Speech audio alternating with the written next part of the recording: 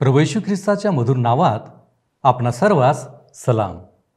उपासना कार्यक्रमामध्ये आपले हार्दिक स्वागत. प्रियांनो, योहानकृत शुभवर्तमानाचे आपण अध्ययन करीत आहोत. या शुभवर्तमानाच्या लेखकाचे एक वैशिष्ट्य असे आहे की तो आमच्या समोर कालक्रमानुसार गोष्टी ठेवणार आहे. म्हणूनच या शुभवर्तमानात आम्हाला बारीक सारीक पण महत्त्वाची माहिती मिळते. आम्ही पाहतो की येशूने आपल्या सेवा कार्याच्या शेवटच्या काळात आपले कार्य गालिलपर्यंत सीमित ठेवलेले होते. आजच्या अध्ययनात आपल्याला यहुद्यांच्या मंडपाच्या सणाविषयीची पद्धतीची माहिती मिळणार आहे. यहुदी लोकांचे कोणकोणते महत्त्वाचे सण होते, त्या सणात लोकांकडून देवाच्या काय अपेक्षा असत इत्यादींची माहिती मिळेल. एक विशेष गोष्ट लक्षात येईल की येशूचे भाऊ येशूवर विश्वास ठेवणारे नव्हते. भाऊच काय, पण लोकसमुदायातही त्याच्याविषयी संमिश्र मत असलेले दिसते. कोणी त्याला चांगला म्हणत होते तर कोणी तो लोकांना फसवतो असंही म्हणत असत. विरोध होता तरी येशूने आपले कार्य चालू ठेवलेले दिसते. येशूची लोकांमधील प्रसिद्धी आणि त्याची शिकवण यांना विरोध करणारे धार्मिक पुढारी त्याचा शोध घेताना या अध्ययनात आपल्याला दिसतील. येशूने देवाच्या वचनाला नेहमीच महत्त्व दिले. येशूच्या शिकवणीत अधिकारवाणी होती. येथे आम्हाला दिसेल की येशूने स्वतःकडे कधीच गौरव घेतले नाही. त्याने सदैव परमेश्वर पित्याचे गौरव केले. पित्याच्या आज्ञांप्रमाणे वागणाऱ्या येशूबद्दल ऐकायला तुम्हाला नक्कीच आवडेल. तर मग चला प्रियांनो, आपण आजच्या अध्ययनाची सुरुवात करूया. श्रोत्यांनो, आज आम्ही योहानकृत शुभवर्तमान ह्याच्या 7व्या अध्यायाला सुरुवात करीत आहोत. मागच्या अध्यायात आम्ही पाहिले की कशा प्रकारे प्रभू येशूने 5,000 लोकांना भोजन दिले. नंतर पाण्यावर चालत येऊन त्याने आपल्या शिष्यांना कशा प्रकारे धैर्य दिले आणि नंतर जो लोक समुदाय त्याच्याकडे आला होता त्यांना त्याने मी जीवनाची भाकर आहे ह्याविषयी शिकवण दिली.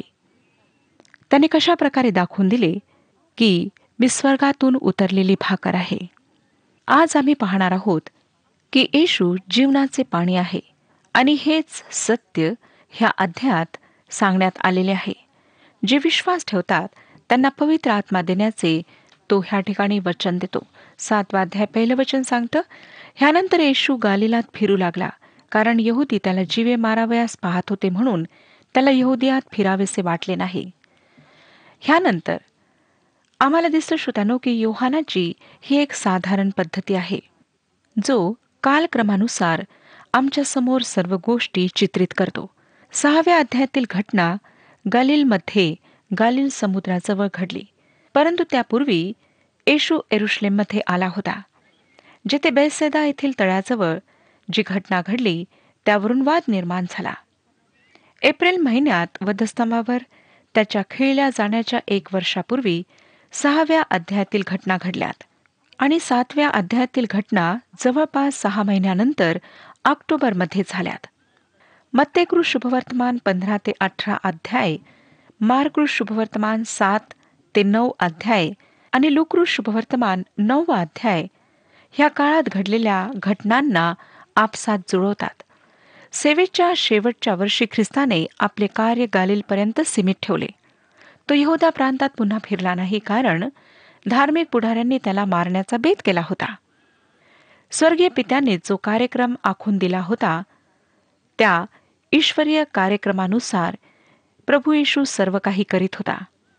त्याची वेळ येऊपर्यंत हे लोक त्याला स्पर्श करू शकणार नव्हते. आता आम्ही त्याच्या जीवनाच्या शेवटल्या 6 महिन्याच्या काळात येत आहोत व त्या काळातील पहिली घटना ह्या ठिकाणी योहान नोंदित आहे, जी मंडपाचा सण आहे.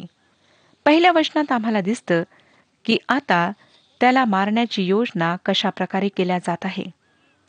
वधस्तंभावर त्याला खिळून मारण्याचा त्यांचा हा बेत 6 महिन्यानंतर पूर्णपणे सफल होताना आम्हाला आढळेल. श्रोत्यानो, हे वादळ आज सुद्धा सुरू आहे. जगात होऊन गेलेल्या दुसऱ्या कुठल्याही व्यक्तीपेक्षा येशूविषयी लोकांची भिन्न भिन्न मते आहेत. त्यांनी त्याची निंदा केली. त्याच्याविषयी आतापर्यंत कोणाविषयीही बोलल्या गेले नसेल इतके वाईट लोक बोललेले आहेत. तो एक वादाचा विषय बनला आहे. सर्व काही माहीत असूनही आम्हाला दिसतं की येशू येरुशलेमला जातो, कारण ही मनपाच्या सणाची वेळ होती. दुसरं वचन मी आपणाकरिता वाचत आहे, 7वा अध्याय 2रं वचन. यहुद्यांचा सण म्हणजे मनपाचा सण जवळ आला होता. 3 सणांसाठी प्रत्येक यहुदी पुरुषाने येरुशलेमला जाणे अनिवार्य होते. आम्हाला दिसतं श्रोत्यानो की आमच्या प्रभू येशूने नियमशास्त्र पाळले आणि म्हणून त्याला सुद्धा वल्हांडणाच्या सणाच्या वेळी, मनपाच्या सणाच्या वेळी आणि पेंटिकॉस्टच्या सणाच्या वेळी येरुशलेमला जाणे अगत्याचे असे. मनपाच्या सणाचे वर्णन आम्हाला लेवीचे पुस्तक ह्याच्या 23व्या अध्यायामध्ये वाचायला मिळते. मिस्र देशातून इस्रायलांची सुटका झाली म्हणून जो एक महान आनंद त्यांना झाला, त्या आनंद उत्सवाचा हा सण असे. कारण रानातील प्रवासात ते तंबू ठोकून राहिलेत. ते तंबूमध्ये राहत असत, म्हणून ह्या सणाला मनपाचा सण असे म्हणत असत. ह्या दिवसात तुरह्या फुंकण्यात येत आणि 7 दिवसांमध्ये 70 बैलांना हे लोक अर्पण करीत. हा सण 7 दिवस चालत असे.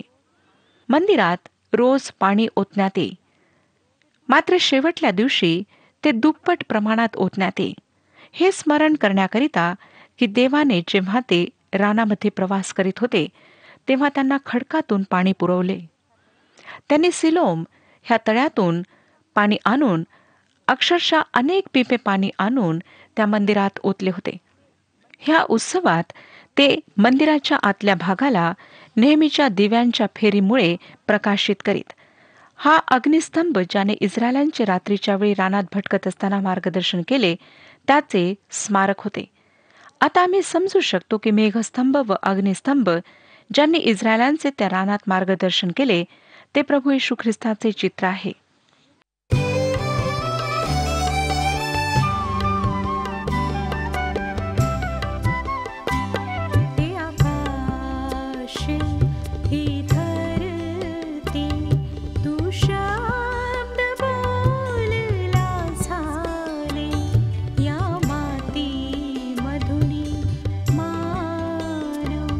घडून सजीव त्याला केले.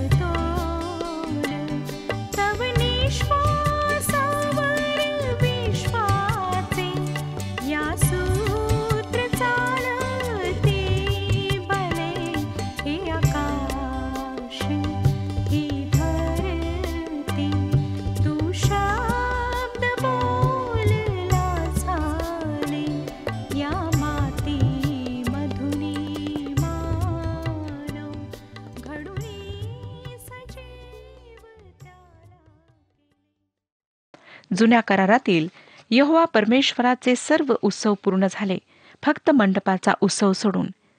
जेव्हा श्रोत्यानो आमचा प्रभू येशू ह्या पृथ्वीवर पुन्हा वापस येईल, तेव्हा हे पूर्ण होणार आहे. त्यावेळी जो महान आनंद होईल त्याचे हे प्रतीक आहे. 3 ते 5 वचने वाचूया. म्हणून त्याचे भाऊ त्याला म्हणाले, जी कामे तू करीतोस ती तुझ्या शिष्यांनीही पाहावी म्हणून तू येथून निघून यहुदियात जा. जो कोणी प्रसिद्ध होऊ पाहतो तो गुप्तपणे काही करीत नाही. तू ही कामे करीत असशील तर स्वतः जगाला प्रगट हो. कारण त्याचे भाऊही त्याच्यावर विश्वास ठेवीत नव्हते. श्रोत्यांनो, हे जे भाऊ आहेत हे त्याचे शिष्य नाहीत, परंतु त्याचे अर्धे भाऊ होते. मत्तेकृ शुभवर्तमान 13वा अध्याय आणि 55 वचनामध्ये त्यांची नावे देण्यात आलेली आहेत.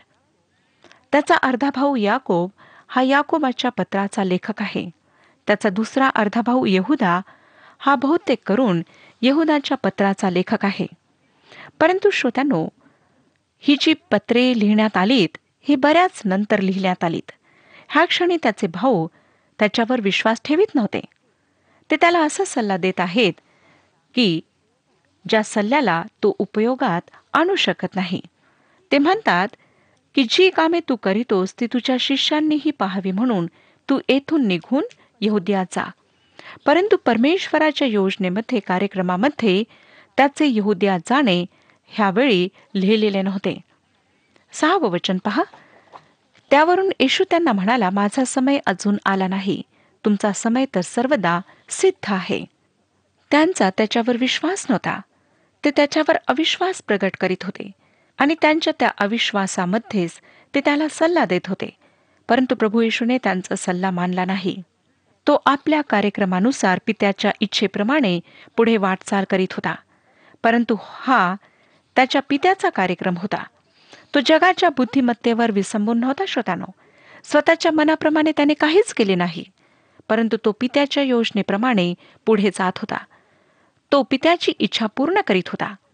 त्याने असे नाही म्हटले की मी उत्सवात जाणार नाही, परंतु तो उघडपणे तेथे जाऊन काही विलक्षण चिन्ह दाखवून लोकांची वाहवा मिळू इच्छित नव्हता.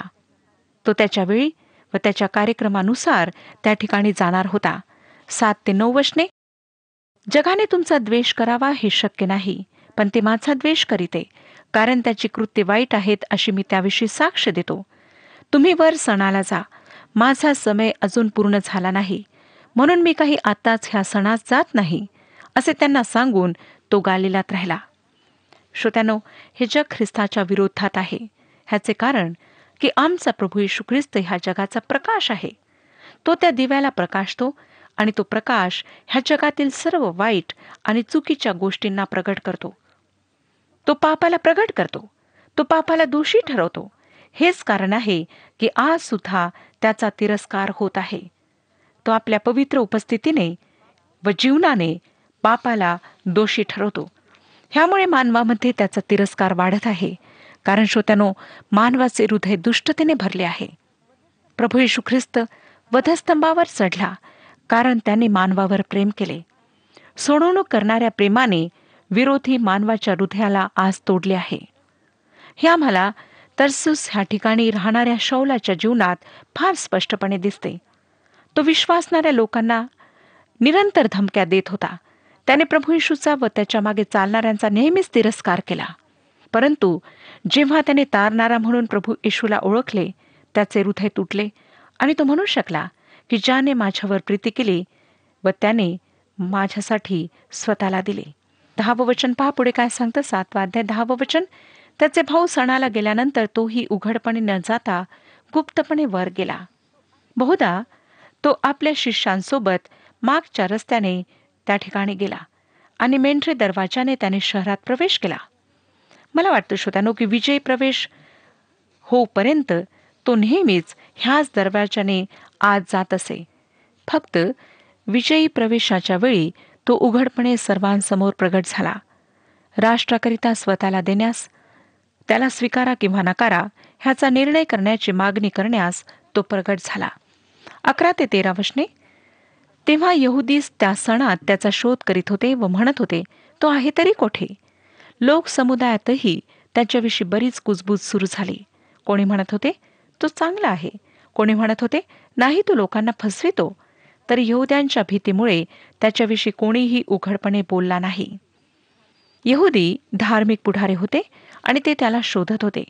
तो येईल ह्याची त्यांना पूर्ण खात्री होती, कारण नियमशास्त्राप्रमाणे त्याचे त्या ठिकाणी सणात येणे अगत्याचे होते. त्याच्याविषयी बरीच चर्चा झाली, परंतु सर्व चर्चा गुप्तपणे करण्यात आली, कारण जो कोणी त्याच्या वतीने बोलेल त्याच्यावर ह्या लोकांनी त्वरित हल्ला केला असता आणि त्याला अटक करून त्याला मारण्यासुद्धा त्यांनी मागे पुढे पाहिले नसते. 14वं वचन सांगतं, मग अर्धा सण आटोपल्यावर येशू वर मंदिरात जाऊन शिक्षण देऊ लागला. अचानक तो मंदिरात उपस्थित झाला. हा मंडपाचा सण देवाच्या कॅलेंडरमध्ये होता आणि तो आमच्या समोर ख्रिस्ताचे ह्या पृथ्वीवर परतणे व त्याविषयीच्या घटना व टप्पे आमच्या समोर ठेवतो. तो आमच्या समोर अचानक प्रगट होईल. मलाकीचे पुस्तक 3रा अध्याय आणि 1 वचन सांगतं, ज्या प्रभूला तुम्ही शोधिता तो एकाएकी आपल्या मंदिरात येईल. हे त्याच्या पृथ्वीवर येण्याद्वारे पूर्ण होणार आहे. ही एक भविष्यद्वाणी आहे. आणि श्रोत्यानो, जेव्हा तो ह्या पृथ्वीवर येईल तेव्हा ही भविष्यद्वाणी पूर्ण होईल. 15वं वचन वाचूया. ह्यावरून यहुदी आश्चर्य करून म्हणू लागले, शिकल्या वाचून ह्याला विद्या कशी आली? येशू किती वेळा शिकवण देताना आढळतो हे आपण कधी लक्षात घेतले का? देवाच्या वचनाला त्याने जीवनात किती महत्त्व दिले हे लक्षात घ्या. यहुदी त्याला कुठलेही धार्मिक शिक्षण नसताना तो जी शिकवण देत होता त्यामुळे अचंबित झाले होते. ज्याप्रमाणे तो बोलत असे तसेच तो करीत होता. त्याचे शत्रू सुद्धा हे स्वीकारण्यास विवश झाले.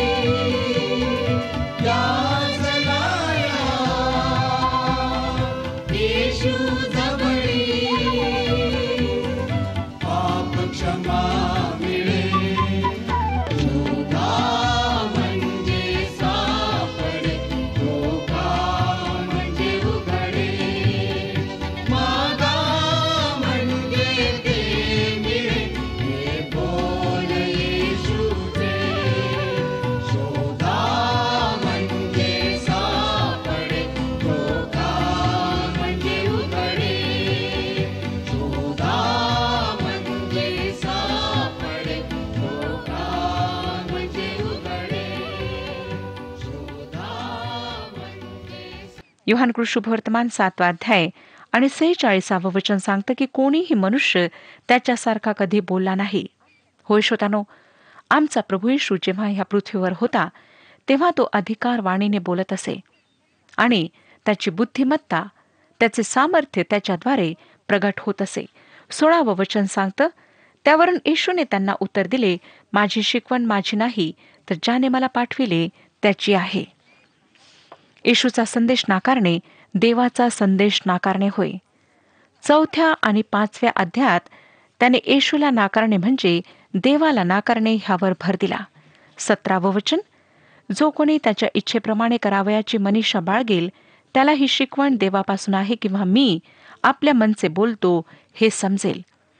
जो कोणी त्याच्या इच्छेप्रमाणे करावयाची मनीषा बाळगेल, त्या व्यक्तीला देवाच्या वचनाविषयी आवड असायला हवी. हीच देवाच्या वचनाची विलक्षणता आहे. आपली इच्छा आहे, परमेश्वर ते आपणासाठी वास्तविक बनवेल. पवित्र आत्मा ते आपणाकरिता निश्चित करेल.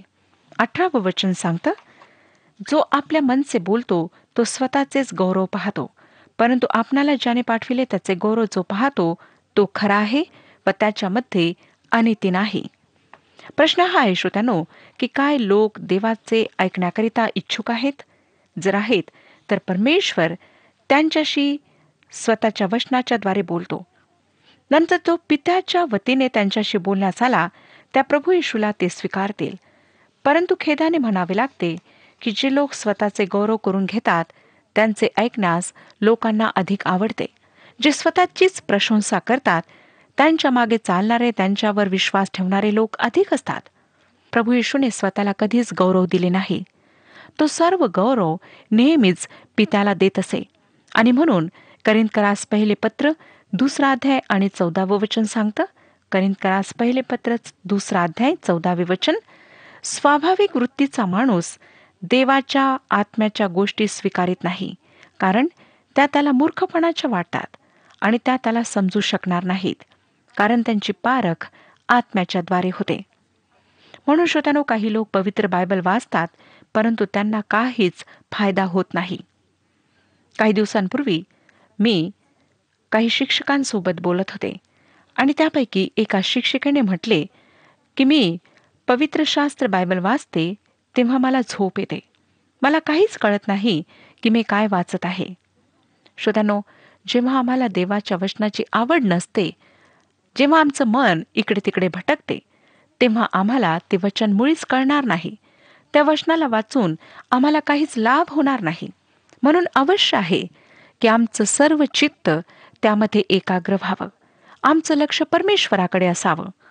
पुष्कळदा आम्ही पवित्र शास्त्र बायबल वाचतो परंतु आमचे विचार इकडे तिकडे भटकत राहतात. आमच्या मनामध्ये अनेक चिंता असतात. त्या वचनात काय लिहिलं आहे, कोणाला लिहिलं आहे, कोणत्या वेळी लिहिलेलं आहे आणि त्यामधून आम्हाला काय आत्मिक आशीर्वाद देण्यात आलेले आहेत ते आम्ही पाहत नाही. फक्त वाचायचं म्हणून वाचतो. मला आपणाला प्रश्न विचारू द्या की काय आज आपण पवित्र शास्त्र वाचले आहे? जर वाचले आहे तर त्यातून आपणाला काय शिकायला मिळाले? काय आपणाला आठवतं का की आपण कोणता भाग वाचला होता? किती वचने वाचली होती? त्यावर किती वेळ आपण मनन केले? त्यातून काय शिकण्याचा प्रयत्न केला? श्रोत्यानो, जर त्या वचनातून आपणाला काहीच फायदा मिळत नाही तर पवित्र शास्त्र वाचणे आपणाकरिता व्यर्थ आहे. लक्षात घ्या की परमेश्वर आपल्या पवित्र वचनाच्या द्वारे आमच्याशी बोलतो. तो आम्हाला बऱ्याच गोष्टी शिकवतो. परंतु जर आम्ही त्यावर मनन करणार नाही, त्याचे अध्ययन करणार नाही, लक्षपूर्वक वाचणार नाही, तर ह्या सर्व आशीर्वादांपासून आम्ही वंचित राहू. आजच निश्चय करा की जेव्हा आम्ही पवित्र शास्त्र वाचू तेव्हा प्रार्थनापूर्वक काही शिकण्याच्या उद्देशाने वाचू, आत्मिक आशीर्वाद प्राप्त करण्याच्या उद्देशाने वाचू. तर श्रोत्यानो, परमेश्वर आपणाला आशीर्वादित करेल. परमेश्वर ह्या विषयात आपले मार्गदर्शन करो आणि आपणाला आशीर्वाद देऊ. हा कार्यक्रम आपणास आवडला काय? आता आम्हाला एक मिस कॉल करा आणि आपण पुढील विजेता होऊ शकता.